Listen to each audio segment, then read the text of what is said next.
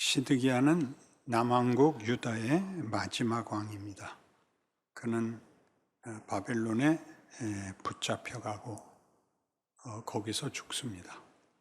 이 비극적인 유다의 종말은 그 사전에 여러 번에 걸쳐서 하나님의 경고가 있었고, 특별히 예레미야 선지자는 그의 선지서 내내 남왕국 유다의 멸망을 경고하고 있습니다.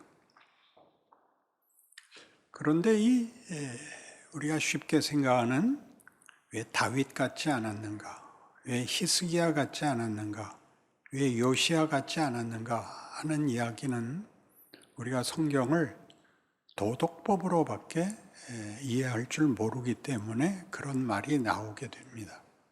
도덕법으로 이해한다는 것은 선한 왕, 착한 왕, 잘한 왕이 있고 악한 왕, 잘못한 왕, 신앙을 저버린 왕이 있다, 이렇게 둘로 나뉘는데, 이 열왕기를 조금 더 진지하게 읽어보면 그 악한 왕들이 왜 그랬나 하는데 여러 번에 걸쳐서 우리의 생각을, 질문을 촉발시킵니다. 예를 들면 이제 이 말년에 와서 유다의 말기에 등장하는 왕들은 유명한 악한 왕들이 있습니다. 아하스, 므낫세, 시드기야. 선한 왕은 히스기야, 요시야 이렇게 되는데, 아하스는 그 아들도 우상에게 바쳤고, 그리고 북왕국 이스라엘과 아람의 연합군이 쳐들어와서 그 국가의 운명이 위태로울 때에도 이사야가 와서 하는 권면, 하나님께서 나라를 지켜줄 테니 걱정하지 마라, 믿어지지 않거든 징조를 구해라. 그럴 때 아하스는 뜻밖의 대답을 하죠. 나는 그런 거 구하지 않겠습니다. 그건 무슨 뜻이냐면, 나는 하나님에 대한 기대는 없습니다. 하나님은 나와 상관이 없습니다. 이렇게 대답한 꼴인데, 그 아들 히스기야는 또 유별나게 그 모든 일에 순종하고 기도하고 울고 해서 이제 히스기야 6년에, 아하스의 아들인 히스기야 6년에 북왕국이 멸망합니다. 북왕국 아람까지 다 멸망을 하고, 히스기야 시대에 이제 아수르가 거대한 주적이 됩니다. 아수르는 그 전에 아람이나 북이스라엘과는 상대가 안 되는 큰 제국이 되어 남유다를 쳐들어왔을 때 대책이 없었습니다. 히스기야는 울며 기도하고 하나님은 하룻밤에 그들을 다 쳐 없애버렸습니다. 그리고 병이 들었는데 그 병도 나았습니다. 그런데 그 아들 므낫세는 또 유다 왕국 역사상 최악의 왕으로 기록이 돼 있고, 그가 악한 짓을 하는 것을 보면 제정신으로 하는 것 같지가 않습니다. 그가 악한 짓을 하는 건 무언가에 대한 분노, 발광하듯이 악왕이 됩니다. 그러니까 생각이 어떻게 들어야 정당하냐 하면, 그 아버지 히스기야에 대해서 굉장히 반발했다, 이렇게밖에 보여지지 않습니다. 히스기야는 선한 왕인데 왜 아들은 반발했을까요? 이렇게 질문을 묻어놓고 그 다음 왕으로 가봅시다. 요시야의 아들은 여호아하스인데, 그는 무기토 싸움에서 그 요시야가 죽고 말고 바로 느고가 쳐들어와서 그를 잡아가는 바람에 그는 3개월밖에 왕좌에 앉아있지 못했습니다. 그 다음 왕이 여호야김입니다. 그런데 여호야김은 또 기를 쓰고 하나님을 반대하고, 심지어 예레미야서에 나오는 증거에 의하면 하나님이 예레미야를 통하여 멸망을 경고하며 회개를 촉구하며 할 때에 그 예레미야가 한 말을 적어오라 해갖고 그 글을 서기관이 읽을 때 2줄 읽으면 칼로 베서 화로에 던지고 2줄 읽으면 칼로 베서 화로에 던지고 이렇게 그 모든 하나님의 경고에 대하여 배짱 좋게 저항합니다. 이런 일들은 우리가 생각하는 자연스러운 생각과 결론이라고 말할 수 없고, 이 앞에 있었던 므낫세나 지금 여호야김, 또 그의 동생이 이제 앞으로 뒤를 이을 시드기야에서는 너 내 말 안 들으면 그러니까 바벨론에 항복해라. 그럼 너 평안히 살 수 있다. 그러나 만일 저항하면 네가 보는 앞에서 네 자식들이 죽고 네 눈이 뽑히고 너 쇠사슬에 묶여 포로로 끌려간다 라고 들었음에도 불구하고 거절을 합니다. 그러니까 여기는 다분히 어떤 분노가 있는 것입니다. 어떤 분노. 하나님 말씀과 경고에도 불구하고 그들이 고집을 부린, 우리가 보자면 이럴 필요가 뭐 있나 싶은 일들이 이 마지막, 유다의 마지막에 아주 급하게 반복적으로 등장을 합니다. 그래서 아수르와 애굽 사이에 끼어서 왔다 갔다 하다가 아수르에 망하기도 하고, 그 다음에 일어나는 바벨론의 말을 들었다가 또 배반해서 또 어려움을 겪기도 하고, 자식들이 잡혀가기도 하고, 마지막에 이렇게 나라가 완벽하게 멸망당하는 일까지 오게 됩니다. 도대체 그 유명한 히스기야와 요시아의 자식들은 무엇 때문에 반대하며 분노하며 고집을 부렸을까요? 결론적으로 전체 역사를 보면 그들의 분노는 이것입니다. 악한 왕이라서 우상을 섬겼다, 이렇게 간단한 문제가 아니듯이 하나님은 원하는 걸 들어주시지 않더라는 현실입니다. 뭘 원했을까요? 남북왕조 공이 나라가 평안하기를 원했죠.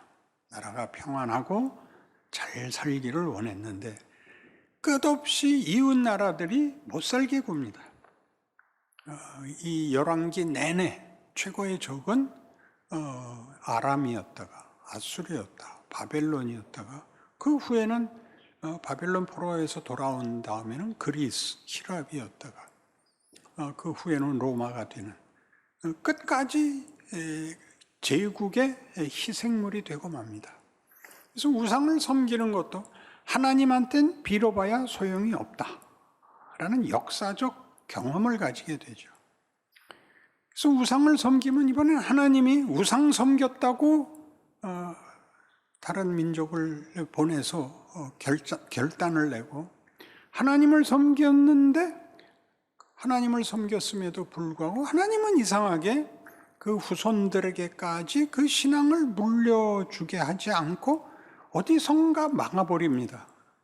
히스기야의 경우를 보면 히스기야는 마지막에 기도해서 병까지 낫고 바벨론에서 온 사자들에게 국고를 보여줍니다. 국고를 보여준 이유는 우리가 동맹을 맺을 만한 국력이 있는 나라다라는 걸 이제 과시한 것인데, 성경엔 기록이 없지만 하나님은 딱 마음이 다칩니다. 네 자식이, 네가 국고를 다 보여줬으므로 이 나라가, 이방 나라가 너희 보물을 다 뺏어가고 네 자식은 그 나라에 붙잡혀가서 환관이 될 것이다. 그런 경고를 받습니다. 그러나 너는 왕 노릇을 잘했으므로 너의 살아 생전에는 이 일이 벌어지지 않게 하겠다. 그랬더니 히스기야가 제가 살아있는 동안 이 비극이 생기지 않는다면 저는 만족입니다. 그따위로 답을 하죠. 놀라운 어리석음입니다. 이런 일들은 우리를 놀라게 해서 이럴 수가 있는가라고 생각을 해야 됩니다. 그가 한 종교개혁은 그럼 뭔가? 그 핵심이 뭔가? 이렇게밖에 말을 할 수 없단 말인가? 그 종교개혁이. 그건 요시아에서도 그렇습니다. 요시아는 더 꼼꼼하게 율법을 다시 확인하고 제사제도를 정비하고 성전을 수리하며 모든 것을 하고 바로 느고와 한판 붙으러 갔는데 이집트 왕 바로 느고가 뭐라고 얘기를 하냐면 내가 저 위에 아수르, 바벨론의 공격을 막기 위해서 이 전쟁을 하고 있지 너희와는 무관한 전쟁이니 나하고 싸우지 말자. 내가 하나님이 시켜서 하는 전쟁이다. 그런데 이 요시야가 듣지 않고 덤볐다가 죽죠. 요시야가 가졌던 그 만용은 어디서 나왔을까요? 그가 종교개혁을 철저하게 했기 때문에 시시콜콜이 나열된 것만큼 해서 자신감이 생겼는데 결국 성경이 하고 싶은 얘기는 그게 하나님이 바라는 내용은 아니다요. 그러니까 우리가 열왕기를 보면서 계속 확인해야 되는 것이 이 사람은 왜 이랬을까? 이 사람은 잘했다라는 것이 잣대가 뭐냐 하면 이제 율법, 우상을 제거하는 것인데 우상은 제거했는데 하나님이 다시 우상이 된단 말이죠. 하나님이 어떻게 우상이 되느냐? 내가 소원하는 것 해주십시오. 내가 제사를 드릴 테니 내 말을 들어주십시오. 내가 율법을 지켰으니 내 뜻대로 하옵소서를 하나님이 계속 거부하고 있는 거죠. 그러니까 그 자손들, 왕의 후손들이 볼 때는 하나님을 열심히 믿어봤자 아무 보상을 받지 못하고 우상을 섬기는 것과 차이가 없고 부모가 자기 아버지가 뭐 열심히 한다고 한 게 다 자식이 볼 때는 전부 웃기는 노릇에 불과하다라고 반발을 했어요. 하나님 이제 그만 들먹여라. 아무 쓸데 없더라. 그래도 다른 데 우상은 그래도 어느 날 이사하면 된다. 그런 정도는 가르쳐 주는데 하나님은 아무것도 안 가르쳐 주더라. 왜 나를 제대로 섬기지 않느냐? 그리고 윽박지르기만 했지 뭐 답이 어디 있느냐? 이렇게 지금 번복이 되고 있습니다. 그러니까 여러분 도대체 그게 무슨 말인가? 요시야가 죽고 그 아들 여호아스가 왕이 되었는데 그때 요시야가 애굽 왕에게 죽었기 때문에 애굽이 와서 유다를 점령하고 그 아들을 잡아가는 바람에 여호아스는 3개월밖에 왕을 못합니다. 그리고 그 동생인 여호야김을 왕으로 세웁니다. 여호야김은 왕이 되자 이제 어찌할 바를 모르죠. 국제 정세는 아수르, 바벨론, 애굽 이렇게 큰 세 제국이 으르렁거리고 있습니다. 이 팔레스타인에 있는 이 이스라엘은 그들의 밥일 뿐입니다. 그런데 예레미야는 와서 계속 너 잡혀간다, 너 잘해라, 너 그따위로 하면 안 된다. 그래서 도대체 뭐라고 그렇게 시끄럽게 떠드는 거냐? 가서 그가 한 말을 좀 적어와라. 그래서 신하가 가서 말을 전해옵니다. 여호와의 말이니라. 너희가 내 말을 곱게 듣고 이 바벨론의 포로로 항복하면 내가 너희를 거기서 잘 살다가 돌아오게 하겠다. 그러나 내 말을 듣지 않으면 너희는 다 잡혀가고 시드기야 너는 두 눈이 뽑히고 자식 죽는 꼴 보고 그리고 쇠사슬에 끌려와서 거기서 죽을 것이다. 그러니까 화가 나는 거죠. 하나님이 뭘 언제 우리에게 답해 주셨다고 지금 와서 또 새삼스럽게 항복하라는 게 뭐예요? 왕으로서 항복한다는 건 백성들 앞에 가장 수치스러운 거 아니에요. 사나이로 태어나서 내가 싸우다 죽으면 죽었지 어떻게 항복을 요구한단 말인가? 하나님은 너희 벌을 받아야 되기 때문에 그렇다. 수치를 받아라. 그건 난 못합니다. 그래서 여호야김은 그 두루마리에 써온 말을 일정 부분 읽으면 칼로 베어서 화로에 불태우고 또 일정 부분 읽으면 잘라서 화로에 불태우고 하나님 앞에 그 있는 힘을 다하여 저항을 합니다.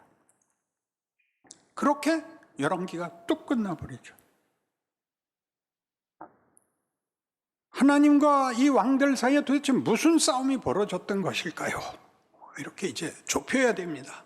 이 사람은 착한 왕, 이 사람은 악한 왕 이런 문제가 아니라 이 왕들은 도대체 하나님과 어디서 충돌을 해서 기어코 온몸으로 운명을 걸고 서로 이렇게 대치하고 충돌을 했을까요?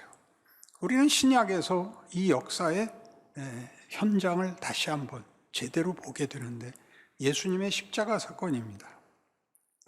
예수님을 십자가에 못 박을 때 빌라도는 그에게서 죄를 찾지 못했으므로 고소하는 제사장들의 말을 외면할 수는 없고, 그렇다고 죽이고 싶지도 않아서 모여선 군중에게 물었습니다. 이 명절에는 그 죄수 중에 사면을 해주는 그런 제도가 있으니 이 사람을 놓아주자. 그러자 그 군중들이 모두 뭐라고 외쳤냐면 그를 십자가에 못 박으십시오. 십자가에 못 박으십시오. 아니, 이 사람을 사면해 주자. 사면해 주려면 바라바를 사면해 주십시오. 이렇게 됐습니다. 이렇게 말한 사람들은 착한 사람이냐 악한 사람이냐 이렇게 물어볼 게 아니라 바로 며칠 전에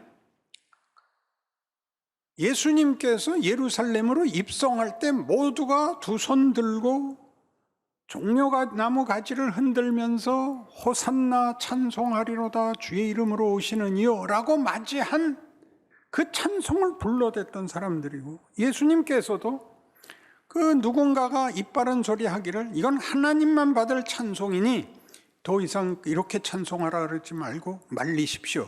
그래서 예수님이 이 사람들이 입을 닫으면 돌들이 소리할 것이다. 그렇게 그 찬송을 받으셨단 말이죠. 백성들도 환영하고 예수께서도 받은 그 환영을 그는 십자가를 지는 걸로 마무리하는 바람에 그 찬송으로 모였던 기대에 찼던 군중이 전부 배신감을 느꼈죠. 죽이십시오.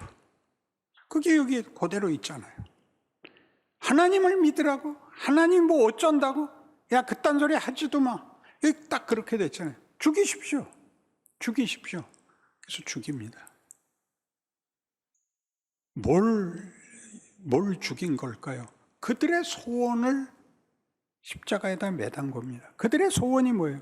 하나님이 권력을 가지고 우리가 원하는 안녕과 행복을 줘야 되는데 예수님은 죽은 자도 살렸고 파도도 잠잠케 했고 눈도 뜨게 했는데 이 신이 우리의 핍절한 가장 현실적인 문제에 아무 대답도 못하고 죽어버린다고? 너무나 분개했죠. 너무나 황당하고 너무나 절망했습니다. 그를 죽이십시오. 그래서 예수는 십자가에 죽습니다. 누가 죽느냐 보십시오. 그들이 바란 것을 해주지 않는, 그들이 바란 것을 해줄 수 있는 이가 죽음으로써 너희가 바라는 것은 죽음 외에 아무것도 아니다. 여기서 죽음이라는 것은 가장 쓸데없는 것, 가장 수치스러운 것이죠. 너희들이 바라는 행복, 너희들이 바라는 안심, 너희들이 바라는 정의, 인생, 운명, 너희가 바라는 것은 하나님이 하자 그러는 거하고 이렇게 다른 것이다. 그게 십자가입니다. 예수님이 우리 죄 때문에 죽었어. 이럴 때가 아니라 경악을 해야죠. 하나님은 유일하게 창조주요 심판자로서 우리를 만드시고 복주겠다고 약속하신인데 그가 왜 죽냐고요? 우리가 바라는 신으로는 죽을 수밖에 없다고요. 신한테 신이 할 수 없는 게 아니라 신이 그 정도를 하려고 너희를 만든 게 아니다. 내가 너희에게 만들고 싶은 것을 위하여 이 인류 역사를 내가 열어놓고 너희와 나와 지금 씨름하여 여기까지 온 거다. 너희가 바라는 게 뭔가 봐라. 그렇게 죽으시는 겁니다. 언제나 이 한 사람. 누구 하나 데려오세요. 듀엣은 돼야 될 거 아니에요. 그냥 얼마나 진땀 나는 얘기예요. 생각을 해봐요. 예수 믿는 일에 가장 큰 시험이 뭐냐? 체념하는 거예요. 안 믿을 수는 없고, 믿는다고 기대할 것도 없고, 대강 살다가 죽은 다음에 천국은 가야겠다. 그래서 살아생전이 위대한 신앙이 발휘되지 않는 거죠. 살아생전의 위대함이란 뭐죠? 정말 예수를 믿는 용기를 가지는 것입니다. 그건 큰 소리 치는 것도 아니요, 모든 잘못을 지적하고 다니는 것도 아니요, 사회를 정화하는 것까지도 아닙니다. 인간이 달라지는 것입니다. 예수가 육체를 입고 오셨듯이 그가 죽으심으로 우리에게 뭘 원하느냐? 너희 인생은 내가 함께하는 신성한 존재가 된다. 신성이란 다만 권력과 운명에 관한 힘의 논리가 아니라 하나님이 만들어 하나님이 사랑과 믿음을 함께 하자는 인성, 인간 됨됨이의 명예와 신분과 수준을 말한다. 이게 하나님이 우리에게 하려는 것이다. 그렇게 말하는 것입니다.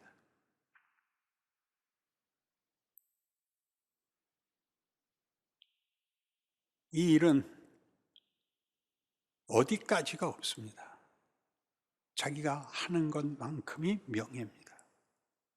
할 수 있는 데까지 가는 것이 영광입니다. 하루하루가 위협과 시험과 도전 속에 있고 우리가 한계를 느끼면서, 그러나 하나님이 우리에게 하나님의 뜻을 만드신다고. 우리가 오늘은 실패한 것 같다, 이건 아닌 것 같다 라는 것이 운명이 되지 않는다. 그것이 너에게 유익이 된다. 예수는 십자가를 지심으로, 히브리서 5장 8절식으로 그가 아들이시라도 받으신 고난으로 순종함을 배워서 온전하게 되셨다. 그는 우리의 죽음까지 맛보십니다. 가장 고통스럽고 수치스러운 자리였고 신이 왜 그런 고난을 받아야 되는가라고 묻는다면 하나님은 여러분이 생각하는 신과 다르기 때문입니다. 그는 우리를 위하여 죽을 수도 있습니다. 우리가 하는 고백 아닌가요? 당신이 죽으라면 나 죽을 수 있어. 그래도 죽진 못해서 붙여진 해석이 있습니다. 죽는 신용까지 할 수 있어. 하나님은 죽으셨습니다. 이 이상 더 기독교의 핵심을 증언하는 역사는 없을 것입니다. 우리의 신자된 기쁨과 영광과 명예라는 것이 없어진 시대가 됐습니다. 안 믿는 건 아니죠. 믿는 것도 아닙니다. 신자된 영광이, 명예가, 위대함은 없고 아닌 게 아닌 그런 식으로 믿지 말라고 하나님은 도전을 하시는 겁니다. 주구장창 밤낮 우는 기도, 오늘은 성경 100장 읽었어요. 그런 걸로 덮어버리지 말라고. 존재와 신분과 현실에서 위대해지라고 성경은 들이밀고 있습니다. 와서 도전하고 있습니다. 주께서 울며 부르십니다. 왜 그러세요? 이렇게 말하면 아주 혓바닥을 뽑아버려야 돼요.